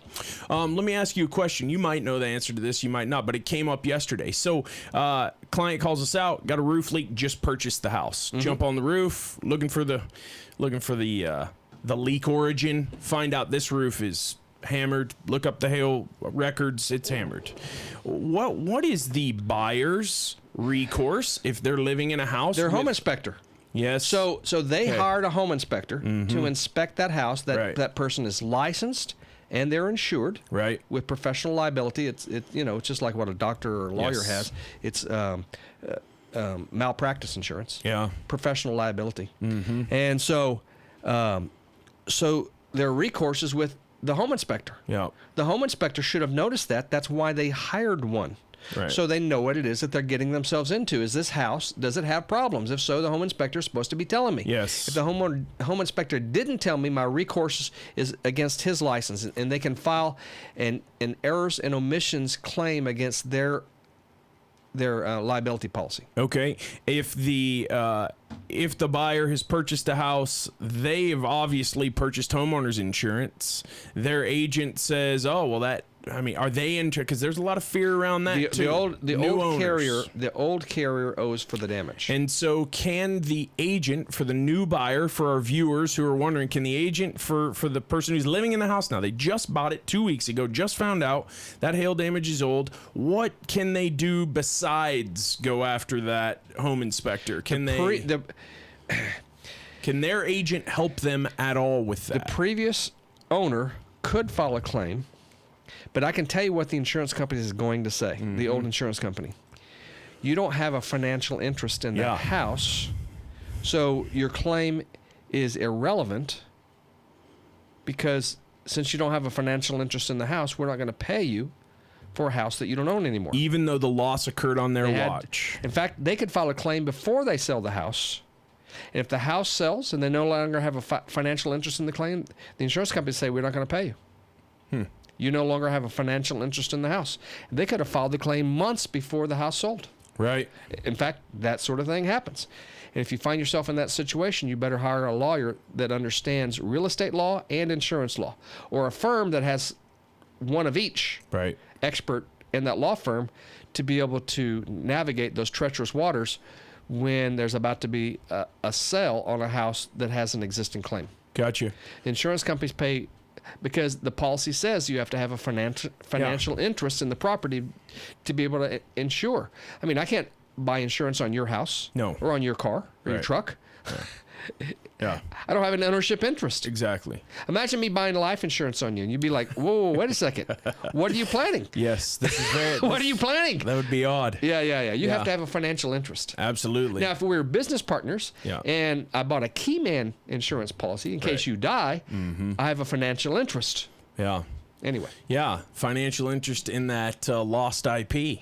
That's yeah, right. absolutely. That's right. So you've been at this a long time. 22 years. Yeah, well, and even before that, when you were gearing up for it, really, everything that you've done up until now has kind of prepared you for what you're doing now. Isn't it crazy? Educating, selling, you know, adding value. What's that? I had no idea that the entire thing was being orchestrated. Yeah, so you're saying somebody much bigger than you had the Lord has rigged the whole thing up. I rigged it, yeah. He rigged the whole thing up. Yeah. I'm oblivious Right. to the whole thing. I mean, I don't know what's going on. Right. I don't. Yeah. And all of a sudden, so I read this book, and I say I'm going to go back to my roots. And so he gives me credibility in this industry. He gives me favor. Mm-hmm. He puts me up on stages. It's crazy. I spoke to 10,000 contractors last year. Wow. Live. Good for you. Teaching them, right? Yeah. 10,000. That's great. And I don't take credit for that. Yeah. Who am I? Yeah, some of those were my people that I sent to your conferences. Correct. Everything you've done's prepared you for what you're doing now, but what type of adversity have you faced? The same as everybody. But like, what does that mean? It certainly hasn't been easy. Yeah. The question isn't, has it been easy? It's never easy for anyone. The question is, has it been worth it? Sure. And so I love what I do. Yeah. I mean, I'm the most fortunate person you ever met. I mean, if I were to win a $100 million lottery tomorrow, right? I would keep on doing what I do. Wow. Because I love doing what I do. That's right? I'm going to hold you to that. Now, I might go on some more vacations and travel right. than I do currently. Yeah. Get a worldwide sell plan. Yeah. But, you know, I'd build my dream house and, you know. Yeah. I'd have a couple of nice vehicles. Well, actually, my truck is already the best. I can't even think of a better truck. So, well, you're a closer, so you need a Lambo, don't you? Yeah. I mean, you got an orange one or a yellow one. Yeah. I mean, neon orange. There you go. Yeah. Neon orange. Absolutely. Look at me. How do you strike a balance, right? Because I mean, I have before texted you at 9:30 at night, call back. You got to stop that. I will try. You got to stop doing that. I'm not a very balanced. Don't be telling guy. people to text me at night. You can ask my fiance. I do not do balance well. I got a text the other day at 5:30 in the morning. I don't get up at 5. I'm not a morning person. Yeah. I don't get up at 5:30. I think they knew it was on silent, right? Yeah. Well, how do you keep things balanced? How do you yourself find the ability, or how are you able to do that? So, what you have to do is you have to determine what it is that you want. And you have to determine what's important to you. Sure. So you prioritize things. There's no such thing as time management. You can't manage the clock. Right. All you can do is manage your priorities. Sure. So you have to do the things that are important and urgent first. Do the things that are important next. If you have time to do the urgent and non-important things, otherwise delegate that stuff. And if it's unimportant and not urgent, then you just ignore that stuff. Right. Right? So the very first thing is important and urgent. Mm-hmm. Do that first. At the end of the day, pick 6 things you're going to do tomorrow. I learned this from Tom Hopkins. All right? Pick 6 things and actually invest the 20 to 25 hours it takes to create a goals list in all 6 of the different areas in your life so that you'll have balance. Because if you're heading for the things that are important in all 6 areas of your life, you'll have balance. It's like a wheel with 6 spokes. Yeah. And if you have one of them that's like half the length of the other spokes, then you're going to go down the road clunk, clunk, Sure. clunk. So to keep balance, first of all, you have to figure out what's important in all 6 areas and identify those things and determine what it is that you want, what your goals are, so that you'll have a fulfilled life in all 6 areas. And then you have to write that stuff out because, a dream without a written goal is just a fantasy. That's right. Right? I heard that the other day. I thought that was kind of a clever thing to say. Is. Right? It's very true, though. So guess what? I learned this stuff when I was 25 years old, and I didn't do it for 2 decades. What do you call somebody who knows the right thing to do, and they understand the benefits that the top 3% of all income earners nationally do this? I mean, we know that this is true. It's been proven over and over and over again, right? And I don't take the 20 to 25 hours it takes to make an investment into Steve to create a roadmap of where I'm going in my life. What do you call that? You call that lazy. Yeah. It certainly wasn't important to me because we always do the things that are important to us. Yeah. If our golf game is what's important to us, guess what? We're going to Play golf. We're going to find time to play golf. Yeah. If it's creating a roadmap for your life, if that's important to you, you're going to you're going to find the time. Mm-hmm. Most people don't do that, and they wonder why they're not getting ahead in life. So if you want to have balance in your life, first thing you have to do is you have to figure out what it is that you want in all 6 areas of your life, and then you have to determine what's important. And there's you go through 30 different questions. I do an entire class on this, and people come away from it, and their income takes a significant increase in their income. I bet. And you could go back and look at my goals thing from 2 years ago and look at all the things that I've achieved in the last 2 years, and it's startling. Yeah. And it works for everyone. Yeah. And so if you want to have a life that's a life of fulfillment and that's balanced, then you take the 20 to 25 hour investment and come to one of my classes, and I'll teach you how to do it. How do you keep up your energy? I know you've talked about health, wellness, strength, conditioning, things of that nature. For one thing, I lost 55 pounds of fat. Yeah. So I was lazy in my eating habits and lazy in my exercise habits. I didn't exercise one day in 18 years. That's called lazy. Yeah. For me. I'm not saying other people are lazy. They can call themselves lazy if they like. Yeah. I'm telling you that I was lazy. I didn't exercise one day in 18 years. And so when I lost all the fat, and now I'm eating good, drinking water instead of Cokes, right? Yeah, right. And so now I feel great. I feel, 39, and I'm 59. Good for you. So I feel, I don't feel 59 at all. You're a very energetic, intense man. Yeah. That's for sure. I mean, I think it comes across. Well, because I love what I'm doing. Across to me, but it could probably come across on the screen too that you're very passionate about what you're doing. I love what I do, and so I get to do this. It's fun. It's not drudgery. It's not drudgery. It's like, oh God, I got to get up on Monday and do this all over again. No, I get to do this. Is part of that love and that passion for it that you see that there are injustices? Yes. That I'm helping people get justice. Well, that's the whole thing that I'm doing. So we do 2 things at Level the Playing Field.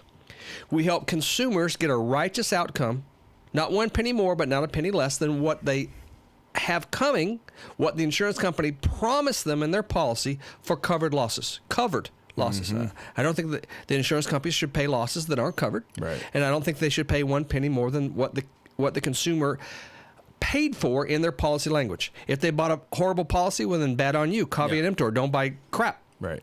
Yeah. Just like don't buy a crap car. Right. You buy a crap car and you complain, well, don't buy crap cars. Right. Don't buy crap insurance. Yeah. And there's a bunch of them out there that are horrible policies. Don't buy those. It's your fault. Right. Yeah.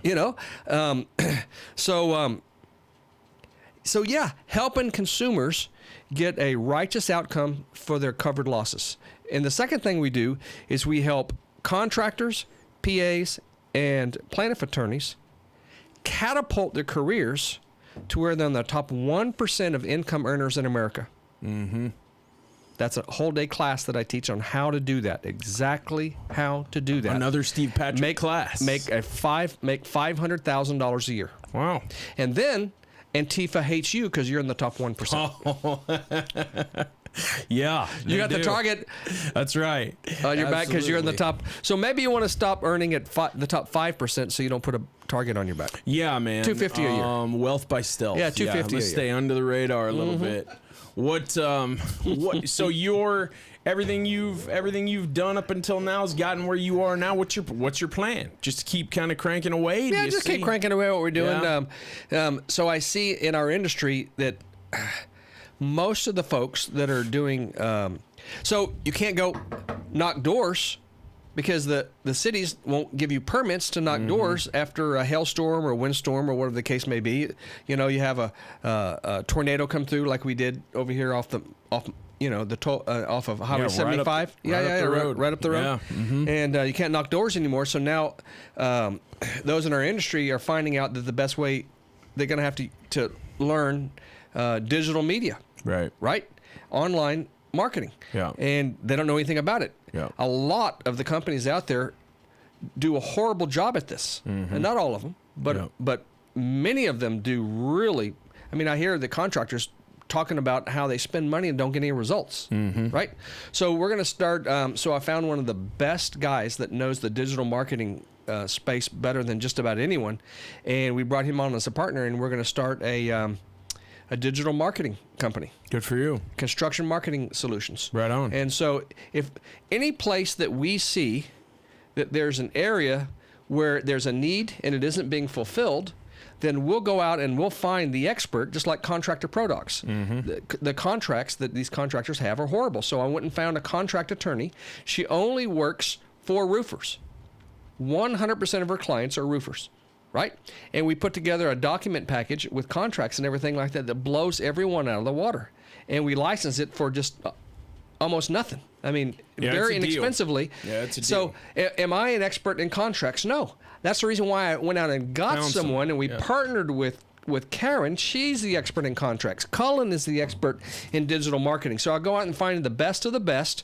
We partner with them. We put together a company so that way we have a solution in this industry to that which is challenging and causing pain to contractors. Right. And so now we have a solution. Yeah. We do appraisals. We write estimates. We have the Contractor Products. I mean, I do all the training. Top 1%, our coaching and training company, as I go around the nation and coach and train contractors around the nation on how to get in the top 1% of all income earners in the nation. That's why we call it top 1%. Yeah, absolutely. And now the digital marketing, the contractor marketing solutions. We're going to be launching that soon. And so if you have a problem, there's a decent chance that we found an expert to be able to come alongside you and help you get a solution to that. And you'll set up a clinic or like a seminar that's just for, like a company can hire you, can bring you in, talk about GCOP, talk about delay, deny, defend, any of those things. Yeah, I do private trainings all the time. Yeah. Are you doing are you back to seminars yet, or are we still in COVID mode for that? Did one here in Dallas last week. Yeah, April Hall's deal. That was good. It was well attended. I think we had like 75 people or something like that. She's genius. So you know what she did? The wristbands. Yeah. She had 3 wristbands: green, yellow, red, like the red light. Right. Right. And so green meant, man, you can shake my hand, you can hug me, whatever, just like nothing. Right. Yellow means I'm a little cautious. I'll do a fist bump or an elbow bump. Yeah. And if you have a red one, stay away. 6 feet. Stay away. Right. And so everybody can look at the wristband and tell, and if you got a red one, say, hey, how's it going? And you're 6 feet away, and it's no big deal. Right. Genius. Isn't that smart? Yeah. Oh, man. Smart. I really liked it. It was awesome. We had a wonderful time. That's awesome. Did you go race cars afterwards? I did it the day before. Oh, did you? Yeah, I did it the day before. Cool. I had some pretty good lap times. Did you? Not the best, but I did okay. Yeah? Yeah. Getting ready for that Lambo, man. There you go. Yeah, 100%. So when I was when I went to professional driving school when I was in my 20s, because if you're going to drive emergency vehicles, you have to know what you're doing. Right? Yeah, you have to know what you're doing. If you're going to be behind the wheel of an emergency vehicle driving 120, 150 miles an hour, you sure better know what you're doing. Right. So you don't kill somebody. Yeah. So they would send us to professional driving school. So I went to professional driving school in my 20s. So I still remember much of those things. I taught my boys how to drive. I taught them the same things I learned in my professional driving school. How many sons do you have? Three sons. And one of them works with you? Yeah. That's awesome. The other one's a contractor, except he doesn't want to do insurance stuff. And, don't blame him. And my third one, he's a welder. Okay. Hey, you make a good living there too. Yeah. That's awesome. All 3 of them are in the trade stuff. They, in school is real good if you're a visual learner or an audible learner. Sure. But all 3 of my boys were tactile, hands-on learners. Yeah. And unless you go to shop, there's nothing for them. Right. I mean, how are the guys that learn tactile, hands-on, supposed to learn in a classroom, sitting at a desk? Yeah, it's tough. Oh, we're going to drug them up. We're going to call them... Yeah, absolutely. All the alphabet soup. Yeah, they're pretty much putting meth in little kids now to try to get them to focus. It's crazy. Because they're tactile learners. Yeah. And this isn't some cutting-edge thing. They've known about this for decades and decades and decades. It's not like a big surprise that they're tactile learners, but there's nothing for them. Right.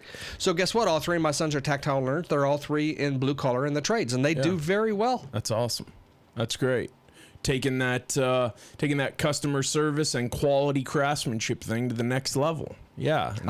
We need a lot more of that. When they were young teens, I taught them a good work ethic, so they don't know anything else but a good work ethic. So when people, if homeowners, business owners want to educate themselves about policies and they want to get a good objective idea of what they're buying instead of just reading through a policy manuscript is pretty dry. Where can you point them? Where can you direct them to try to get some good unbiased? Hey, this carrier is as honest and upfront. I know you talk about amicus sometimes, but how do you recommend homeowners, business owners, real estate investors? How should they shop for insurance for themselves? They should read my book. Yeah. So they understand what's going on in insurance. So they understand what insurance is. Most people can't even define what insurance is. It's a pretty simple concept, but most people can't. Right. It's because they don't know what it is. Yeah. They buy something they don't know what it is, right? And so they could read my book. United Policyholders. They can go on their website. They actually rate all the insurance companies and tell the ones that are good and the bad and everything like that. United Policyholders. Yeah, they're awesome. And you could Google United Policyholders and look them up. It's a nonprofit. Wonderful people. Outstanding. Just wonderful. And they educate the consumers and all that. So between my book and that, and to download my book, they can download it for free. How do they do that? They text the word ebook, no hyphen, just 5 letters, EBOOK. That they text the word ebook to 214-496-5182, and they download it for free. 496-5182. Yeah, 214-496-5182. Gotcha. Just text the word ebook to that phone number, and you download the book on your phone. And if you want a physical book in your hand, like I like to have a book in my hand. Yeah, I do too. I'm old school, right? So you take a thumb drive up to Office Max or Staples or whatever and have them print it. $25 or whatever to print the book. Spiral it for you. That's right. Yeah. Yep. Absolutely. If you're a contractor, PA, or plaintiff attorney, and you're not already a member of our Level the Playing Field forum, which is a Facebook group, text the word forum, FORUM, to that same phone number, and you can join. We have almost 11,000 contractors, PAs, and plaintiff attorneys across the U.S. that are members now.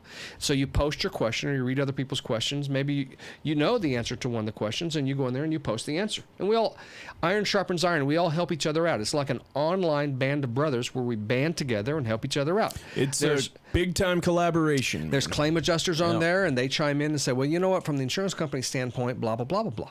And so, you get a balanced, a well-rounded, What are the rules of that forum? You got a couple good rules on behave. Don't be, don't be a jerk. Don't be making screenshots of people's posts and posting them elsewhere, without that person's written permission. Right. Common sense stuff. So when you join, you have to read over the list of things and agree to them when you join. Yep. Yeah. And then if they want to reach out to you directly, contact you directly, text that same number and say, hey, have Steve call me?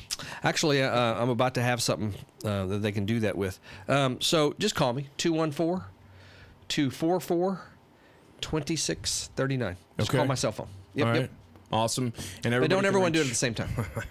Everybody can reach out to me too, and I'll connect you with Steve. Can you talk right as we wrap this up about the American Policyholder Association and kind of what they do? I found them through you, and I think that if you want to talk about fighting injustice and obviously the passion that you have for that, what they do really it links up arm in arm with what you do. Yeah. So I met this attorney named John Hotelling out of New Orleans. He's not only the smartest attorney I've met, he's probably one of the smartest men I've ever met. I mean, the guy's just brilliant, and he saw the injustices, the things going on.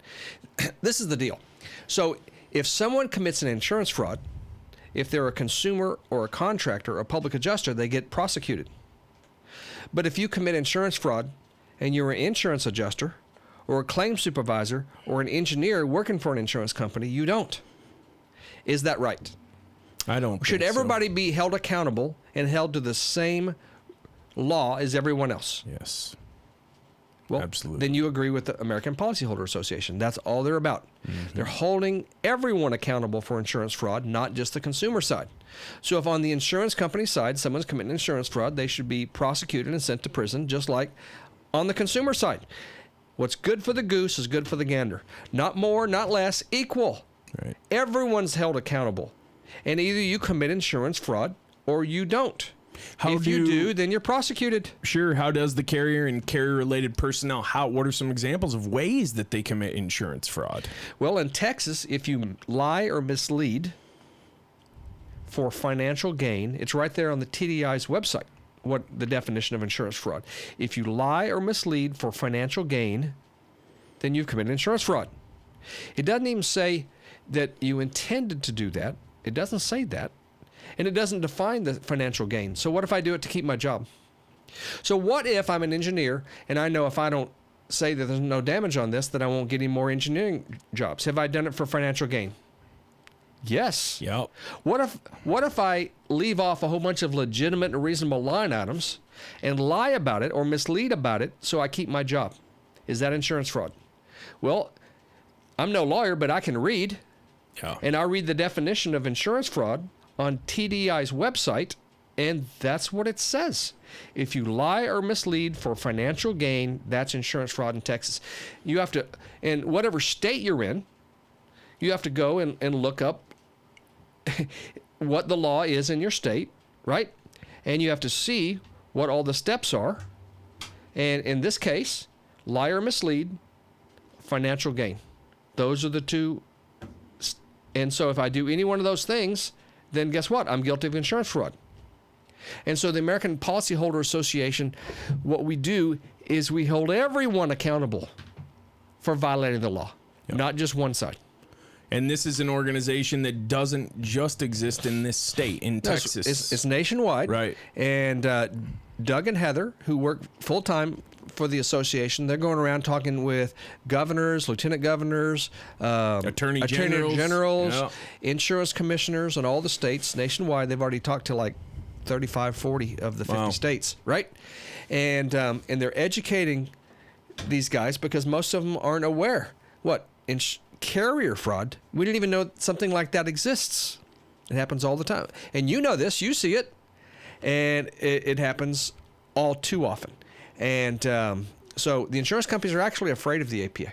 Yeah. Because you have some agents or adjusters or engineers go to jail and they're in handcuffs and they're on the news with handcuffs for lying on an insurance claim. Right. That's going to get, if they lose a lawsuit, they get a slap on the hand, they pay a fine, they budget for paying lawsuits, right? They budget for it. It's in their budget, yep, right? But someone going to prison in handcuffs, they didn't budget for that. Did you ever see that movie or documentary, Too Big to Fail? I think that was a documentary, wasn't it? And then there's a movie with Christian Bale that's about the same thing. Hey, I mean, that's what the insurance that's what the insurance industry is, too big to fail. There was an engineer, they got arrested and prosecuted and ended up doing a plea deal. Anyway, he's an engineer in New Jersey on Hurricane Sandy, and he was falsifying engineering reports, and they caught him. Unbelievable. And so he went to jail. He was in handcuffs. In fact, you can watch the 60-minute segment on the American Policyholder Association's website. Is that right? They got all kinds of they have tons of different documentaries and things of that nature showing consumers what's going on. So the consumer joins for free. Professionals like me and you and PAs and attorneys, they pay $985 a year or like $85 a month or something. Right. I don't know the math. It's like $85 a month or whatever. It's just some yeah, negligible amount.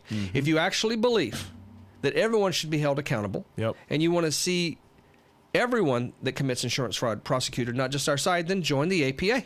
Yeah. And, so there's accountability. Do you think that the APA is going to have an effect on preferred vendor programs like Mad Sky? Because those are obviously not in the best interest of the policyholder. Or is that something that the policyholder is going to have to be vigilant about? Of course it's not in the best interest of the policyholder. Oh, of course not. There's an alignment of interests. There's two interests. There's the interest of the consumer and there's the interest of the carrier. Yes. And they are not the same. Right. The carrier, because they're a corporation, they have an obligation to their stockholders. But see, that's where the rub is. They also have a contractual obligation to the consumer. Yes. And so, which one comes first? Right. Do the stockholders come first, or do the consumer come first because I have a contractual obligation to the consumer? Yes. Well, the stockholders come first. Right. Is that a big surprise? No, not at all. You see it Yeah. all the time in big business, especially recently. And so there's not an alignment of interest. So who's looking out for the consumer? PAs, well, they don't even know they exist. That's right. Attorneys, they're afraid to hire. So it's you, the contractor.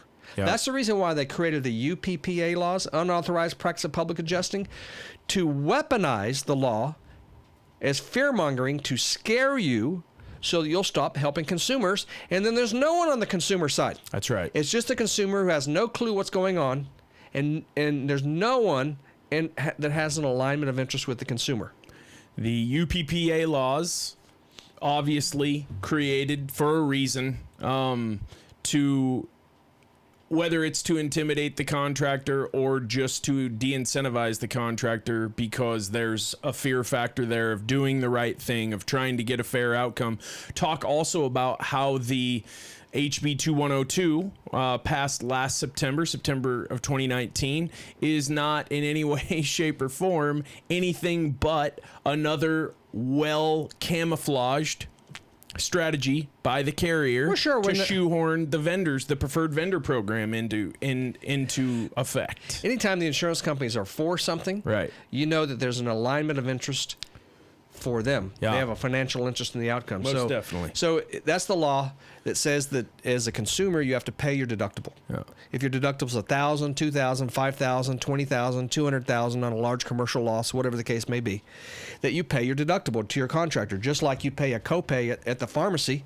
If it's a $20 copay to get your prescription, you take $20 out of your wallet, you give the pharmacist $20, they put it in the till, and then the carrier covers the rest. It's the same thing in a property loss, is you pay your deductible to the contractor, $5,000 deductible, whatever the case may be, and then the insurance company covers the rest. This law says that it's illegal for contractors to eat the deductible, and so the carriers put a loophole in there, and that is in their financial best interest, and it's ridiculous. The UPPA laws, by the way. So if the UPPA laws did not exist, and they exist to be weaponized against you, right, to create fear, mm-hmm. If they didn't exist, the contractor still couldn't advocate for or represent the insured because that's the unauthorized practice of law. Right. Contractors still couldn't do that. No. It's almost redundant. So why does UPPA exist? Fear-mongering. Right. It's being used. I had a contractor call me this morning. He got a letter from an attorney from an insurance company. Right. And he wanted me to tell him what to do. Well, I can't give legal advice. I'm not an attorney. Mm-hmm. So I can't give you legal advice. I said, you know what? Is this a police officer writing you the letter? No. Is this a prosecutor? No. It's an insurance company. Does this feel like fear-mongering to you? Mm-hmm. He goes, it does. I said, well, perhaps that's what it is. Yeah. Fear-mongering, intimidation, yeah. And so I gave him Karen's, that attorney I was telling you about that works with roofers. I gave him her number so that he can call her, and she can then, as an attorney, tell him what give some recommendations for him. Absolutely. Because I can't do that. I'm not an attorney. And so the law is being weaponized to shut contractors' mouths. Right.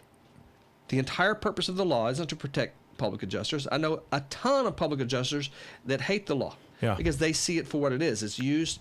So about 5% of consumers get a PA and 2 or 3% get a lawyer. That means that 93% of consumers have no one that has an alignment of interest on their side. Yeah. Only you, the contractor. And if they can weaponize the law to scare you into shutting up, then there's no one that has an alignment of interest with the consumer. Those are crazy stats. Do you know the most recent stats on how many policyholders even recover their depreciation? Because those are some crazy stats as well. I don't know. It's less than 50% that even recover their own depreciation, because there's all of this misinformation about there. If I don't recover my depreciation, I let the insurance company keep that. They'll keep my premiums low. Obviously, again, working on that whole fear angle. Back to that deductible. Patently false. Yeah, 100% false. Back to that deductible law. What's the only time a deductible can be eaten or covered or waived according to that law? When is that? According to House Bill 2102. What does it say? If a consumer hires one of the carriers, what's the word that's used in the law? Approved. Preferred vendors, I think they call it. I think they say approved. Approved or preferred vendors. Yes. Pre-approved. Right? then the insurance company will waive the deductible requirement. So if they hire someone who will do the work to the insurance company's substandard construction with practices, all those bolded mediocre work, line items, all those line items left off, right? Doing substandard construction, right? So who does that contractor work for? The insured or the insurance company? The insurance company. They know exactly who they work for. The one who refers them all the work, and they don't bite the hand that feeds them. Absolutely. So why would a consumer want to hire a contractor that isn't loyal to them or doesn't have their best interest at heart? The only reason why someone would do that is because they don't understand. Yeah. Haven't been educated. How foolish to hire a contractor that doesn't have your best interest at heart and who's not loyal to you. Why would any consumer do such a harebrained thing? I have no idea. See it all the time. And mostly it's just because of fear and misinformation. So, again, the onboarding process, you have to do a pre-adjustment conference, and you have to explain and educate to the consumer so they understand what the heck's going on. Once they understand what's going on, now they'll stand up for themselves with the insurance company and say, no, I'm not going to accept this. I never bargained for substandard construction. I never bargained for mediocrity, and I won't take that from you now. So do the right thing and indemnify me for my loss. And they stand up for themselves, and the insurance companies aren't used, these adjusters that worked at Taco Bell 3 weeks ago aren't used to someone standing up for themselves like that. Or they were selling Lincolns 3 weeks ago. Yeah. If you were starting a restoration company today in the state of Texas, you don't have to be licensed. It's not a requirement. What would you do to set yourself apart besides joining forces with the APA for obvious reasons, which we've already discussed? What would you do? You're a young guy. You're just starting out. You got a couple guys selling for you. You want to be a good restoration contractor. Who in the state of Texas could you align yourself with, since there are no state mandated licenses that show your intent? You could join RCAT, the Roofing Contractors Association of Texas. They have a license. It's not a state license. It's an association license, but it is a license. You can do that. Join the North Texas Roofing Contractors Association. You can set yourself apart as an expert in roofing. And I'm going to teach contractors. I'm teaching a 2-day class on how to set yourself apart, how to crush the competition by setting yourself up as the expert. I'm going to be teaching a 2-day class on that in a couple months on exactly how to do that. So that's one of the things you can do. Personally, I wouldn't do residential composition roofs. If I were to get back into this industry, I would do high-end residential, or I would do multifamily or commercial. I wouldn't do the same thing I did back in the day. The late 90s and early 2000s. Because all I did was residential composition, and I would do the exact opposite. Gotcha. Than that personally. Yeah. You've mentioned, 3, 4, maybe 5 different classes, seminars, programs that you've got coming up. Would you just spit that cell phone number one time out? Yeah, just give me a ring in 214-244-2639. Give me a call. I do private classes. In fact, I'm doing a 3-day private class in Charlotte, North Carolina, the last week of August. I just did 2 of them the last month, one in Philadelphia and one in Delaware. And so I do private classes. I do public classes, like I did the one for April Hall last week. And we do an all-day general contractors overhead and profit. We do an all-day class on appraiser umpire course. And so give me a call and I can tell you when the next dates are. We're going to have these classes. We're going to have a website up soon that has all the dates and times and everything like that on it. Perfect, Steve. I appreciate your time, man. Awesome, man. It's good to see you. Absolutely. Good visiting with you guys. That was an awesome episode. Hope you all enjoyed that podcast with Steve. He's a great, passionate guy. If you're interested in reaching out to me and doing some business, I'd love to help you out with your insurance restoration claim.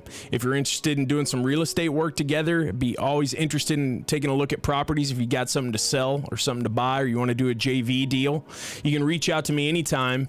Email me at live@autographconstruction.com. You can also drop a comment below, and please be sure to subscribe to my channel. I'd really appreciate it. And you can always hit me on Instagram at Jess from the Northwest. Thanks again, and we'll see you next time.